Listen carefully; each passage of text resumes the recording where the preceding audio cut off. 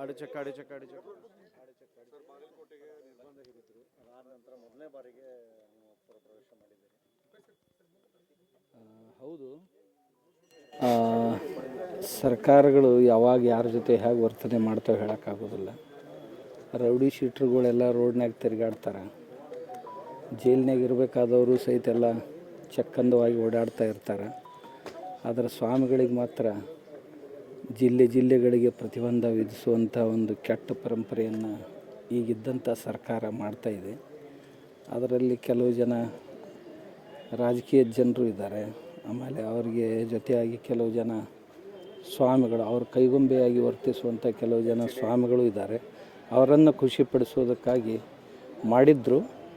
ಆದರೆ ಧಾರವಾಡ ಹೈಕೋರ್ಟು ಒಂದು ಎಂಥ ಜಜ್ಮೆಂಟ್ ಕೊಡ್ತು ಅಂತಂದರೆ, ಬಹುತೇಕ ಇನ್ನು ಮುಂದೆ ಯಾರೂ ಆ ಸಾಹಸ ಮಾಡಬಾರ್ದು.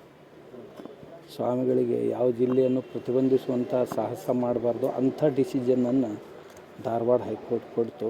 ಆದ್ದರಿಂದ ಈಗಲೂ ಸಹಿತ ಅಲ್ಲಲ್ಲಿ ಕುನ್ನಿಗಳು ಕುಯ್ಕು ಅಂತನೇ ಇರ್ತಾವೆ. ಆದಾಗ್ಯೂ ಸಹಿತ ಅದಕ್ಕೆ ಯಾವುದನ್ನು ಗಮನಿಸದೆ ಈ ಜಿಲ್ಲಾ ಶಾಸನ ಏನಿದೆ ಕಾರ್ಯಕ್ರಮ ಮಾಡಲಿಕ್ಕೆ ಅನುಕೂಲ ಮಾಡಿ ನಮ್ಮ MLA ಅವರು ಸಿದ್ದು ಅವರು ಮತ್ತು ಅವರ ಈ ಒಟ್ಟು ಬನಹಟ್ಟಿ ಮತ್ತು ಈ ತೇರದಾಳದ ಈ ಹೊಳೆ ದಂಡೆಯಲ್ಲಿರುವಂಥ ಭಕ್ತರ ಬಳಗ ಇದು ಭಾಳ ದೊಡ್ಡದಿದೆ.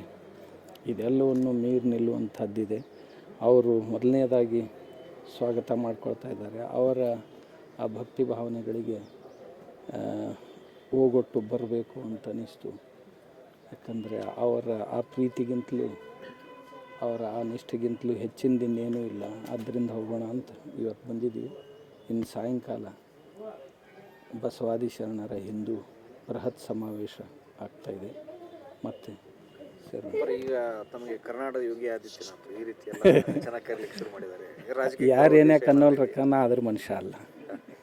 ಅಂದರೆ ನೀವು ನಿಮ್ಮಂಥವ್ರೆಲ್ಲ ಕೂಡ ಬರಬೇಕು. ಹೌದು, ಜನರಿಗೆ ಅನಿಸೋದು ಸ್ವಾಭಾವಿಕ. ಅವ್ರ ಅನಿಸಿಕೆ ಇಟ್ಟಾರೆ. ಮತ್ತು ನಮಗೂ ನಮ್ಮದೇ ಆದಂಥ ಅನಿಸಿಕೆಗಳು ಇದ್ದೇ ಇರ್ತಾವಲ್ಲ. ನಾ ಅದ್ರ ಮನುಷ್ಯ ಅಲ್ಲ. ನಮ್ಗೆ ಇದಕ್ಕೆ ಯಾರೋ ಒಬ್ಬರು ಚಲೋ ಲಂಗೋಟಿ ಹಾಕ್ಕೊಂಡು ಬಂದ್ರೆ ನಾ ಕಡೆ ಹೋಗಕ್ಕೆ ತಯಾರಿಲ್ಲ. ಸರಿ, ಯಾರೂ ಬರಕ್ಕೆ ತಯಾರಿಲ್ಲ. ಇವ್ರದಕ್ಕೆ ಇಲ್ಲ ರಗಡ್ ಮಂದಿ ಬೆನ್ನು ಹತ್ತಾರ. ನಮ್ಮದಕ್ಕೆ ಯಾರು ಬರೋಲ್ರು. ನಾವು ಏನು ಹೇಳಿದ್ರು ಇದನ್ನ ಬಿಟ್ಟು ಹೋಗಿ ಏನು ಮಾಡೋದು? ಇನ್ನು ಜನರು ನೋಡಪ್ಪ ಅವ್ರದ್ದು ಭಾವನೆಗಳನ್ನು ಪ್ರಕಟ ಮಾಡ್ತಾರೆ. ಅದಕ್ಕೆ ನಾವು ಧನ್ಯವಾದಗಳನ್ನು ಹೇಳಬೇಕಷ್ಟೇ. ಹಿಂಗಂತ ತಿಳ್ಕೊಂಡು ಅದ್ರಾಗ ಜಿಗಿಬಾರ್ದು. ಅಲ್ಲ, ಯಾರು ನಿಮ್ಮ ನಿರ್ಬಂಧ ಹೇಳಿದ್ರು ಆ ನಿರ್ಬಂಧ ಹೇಳಿದವರು ಈ ನಿರ್ಬಂಧ ಅವ್ರ MB ಪಾಟೀಲ್ ಅನ್ನೋ ಮರ, ನೀ ಯಾಕೆ ಅನ್ಸತಿ ಅವಾಗ? ಅವ ನಿರ್ಬಂಧ ಹೇರ್ತೀನಿ ಅಂದ. ಆಮ್ಯಾಗ ಇಡೀ ರಾಜ್ಯದಾಗ ಪ್ರತಿಬಂಧ ಮಾಡಿಸ್ತೀನಿ ಅಂತ ಹೇಳಿ ಏನು ಏನೂ ಉಣ್ಲಿಲ್ಲ. ನೋಡ್ರಿ, ಭಾಳ ಜನ ಬರ್ತಿರ್ತಾರೆ ಹೋಗ್ತಿರ್ತಾರೆ. ಅದೇನು ಭಾಳ ಮಹತ್ವದ್ದಲ್ಲ. ಆಮ್ಯಾಗ ಅಧಿಕಾರ ಇದ್ದಾಗ ಯಾವಾಗ ಐಶ್ವರ್ಯ ಅಧಿಕಾರ ಇರ್ತೈತೆ ಅವಾಗ ನಮ್ರತೆ ಇರಬೇಕಾಗಿತ್ತು. ಅವಾಗ ಸೊಕ್ಕ ಬಂತಂದ್ರೆ ಮುಂದೆ ಖಾಯಂ ಮುರಿತಾರೆ ಅನ್ನೋದು ಗೊತ್ತಿರ್ಬೇಕು. ಜನ ಮುಂದೆ ಅದನ್ನು ಸಹಿಸ್ಕೊಳ್ಳೋದಿಲ್ಲ. ಖಾಯಂನ ಮುರಿದು ಹಾಕ್ತಾರೆ ಅನ್ನೋದನ್ನು ಮನಸ್ಸಿನಾಗ ಇಟ್ಕೊಂಡಿರ್ಬೇಕು ಯಾವಾಗಲೂ. ಯಾರು ನಾನೇ ಇರಲಿ ಮತ್ತೊಬ್ಬರೇ ಇರಲಿ. ರಾಜ್ಯದಲ್ಲಿ ಈವರೆಗೂ ಅನಿಸುತ್ತೆ ಆಮೇಲೆ ಇನ್ನೂ ಕೂಡ ನಿರ್ಬಂಧ ಮಾಡಿಸುವಂಥದ್ದು. ಹಾಂ, ಮಾಡಿಸ್ಬೋದು. ನೋಡ್ರಿ, ಸರ್ಕಾರಕ್ಕೆ ಭಾರಿ ಸಾಮರ್ಥ್ಯ ಇರುತ್ತೆ. ಇಲ್ಲದನ್ನು ಹೌದಂತ ಮಾಡೋ ಸಾಮರ್ಥ್ಯ ಇರುತ್ತೆ. ಹೌದಿದ್ದನ್ನು ಅಲ್ಲ ಮಾಡೋ ಸಾಮರ್ಥ್ಯ ಇರುತ್ತೆ. ಅವ್ರೇನು ಬೇಕಾದ್ದು ಮಾಡ್ಬೋದು. ಇನ್ನು ಮುಂದೆ ವಿಧಿಸಿದ್ರು ನನಗೇನು ಅದರಿಂದ ತೊಂದರೆ ಇಲ್ಲ.